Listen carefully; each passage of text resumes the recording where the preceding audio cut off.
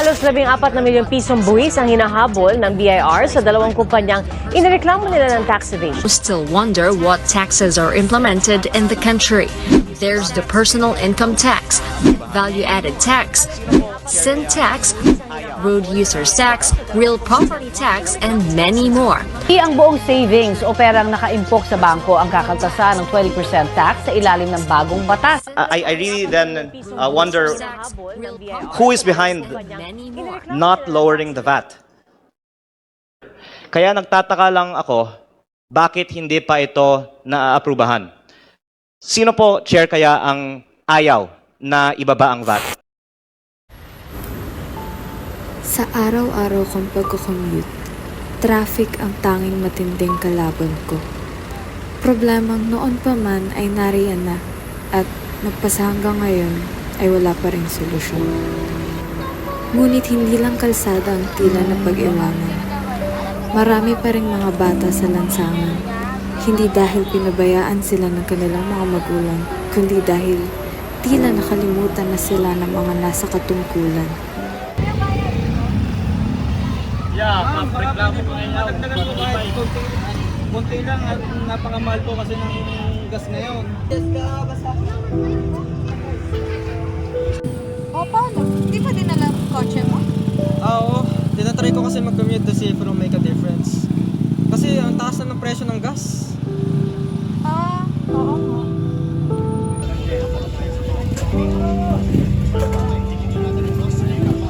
Kahit ang maliliit na negosyong nagsilbing pundasyon ng ating mga komunidad, isa-isang bumibigay.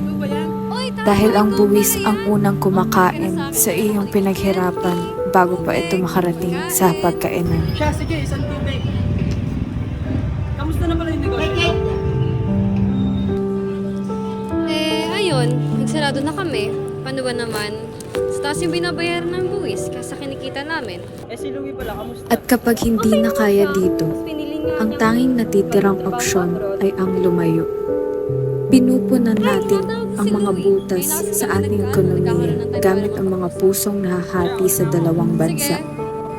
Hanggang kailan tayo aasa sa mga padala, habang ang sarili nating mga kalsada at industriya ay nananatiling tuyo? Huli ka na, Mama. Nagpadala na ako sa'yo ng pera. Mama, hayaan niyo na lang po na bumawi ako sa inyo. Para sa mga walang pagkakataong lumipad, walang magagawa kundi ang magtiis. Magtiis sa ilalim ng nakatirik na araw, kung saan bawat patak ng pawis ay may katumbas na barya. Baryang bawas na bago pa man mahawakan. Sa dinami-dami ng buwis na ating binabayaran, tila hindi natin maramdaman ang pagpapaunlad na sinasabi nila. Yan ang mapait na katotohanan. Ang mayayaman, lalong yumayaman, habang ang mahihirap, parang wala ng karapatan umangat.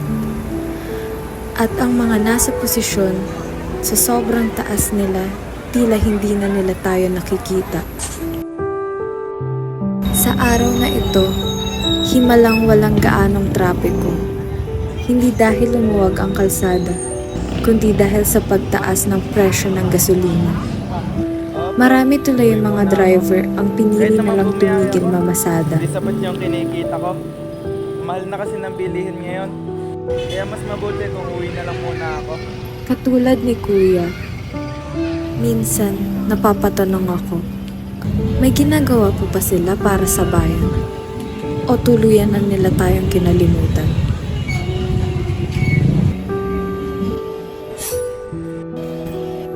Katumbas na lang ba ng 5 piso ang pangangailangan ng mga ordinaryong Pilipino?